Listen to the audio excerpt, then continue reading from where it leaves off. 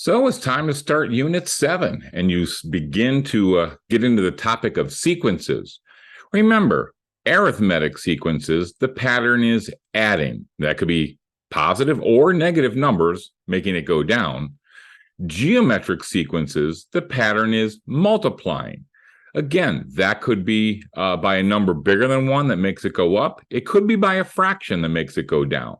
But either way, if you're looking for the common difference for an arithmetic, the way that you see what that is by taking one of these numbers and subtracting it by the previous number. And if there is a common difference, those numbers should always be the same. No matter where you go, if you subtract the previous number, you're always going to get the same. And that's because to go from 45 to 39, so on and so on, you're adding -6 to each term to get to the next term. Geometrics, the pattern is multiplying. So rather than subtracting by the previous number, you divide by the previous number.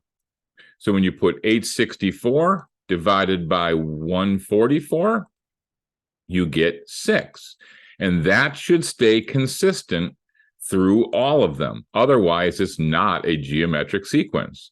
So the common ratio is 6. That's what you multiply 4 by to get to 24, times 6, times 6, so on and so forth. Just remember, if the pattern's going down, it may be a fraction, or it would be a fraction that you're multiplying by. Now, this is the way in a geometric sequence the explicit formula works. The number you start at goes out front, and what you're multiplying by goes inside the parentheses to the n-1 power. If that number is bigger than 1, the numbers get bigger. If it's less than 1, the numbers get smaller. If they want to know the 7th term, that is simply plugging 7 in for n. So simply type in exactly what you see, and we're just going to put 7 in for n.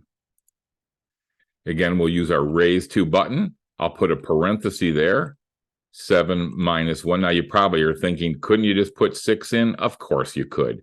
But to really just make it as easy as possible, 7 goes in for n, and you get negative 2,187. Very, very easy.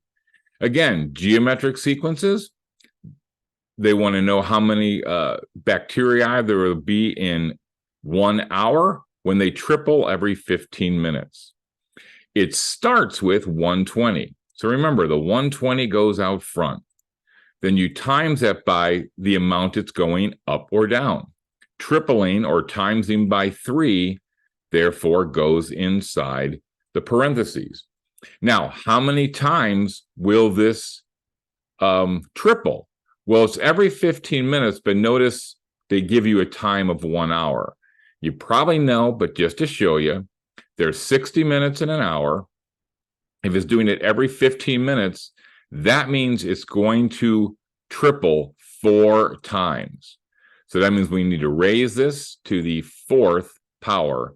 The answer then is 9,720. Now, if you weren't that comfortable with it, remember, you could simply go through here and say, there it tripled once. There it tripled a second time.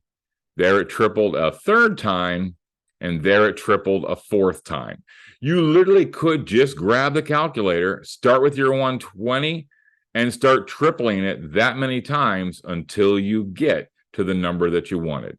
So it's nice to know the formula, beginning amount. There's your common ratio, what you multiply by each time. But if you wanted to just grind it out with the calculator, you could do that too.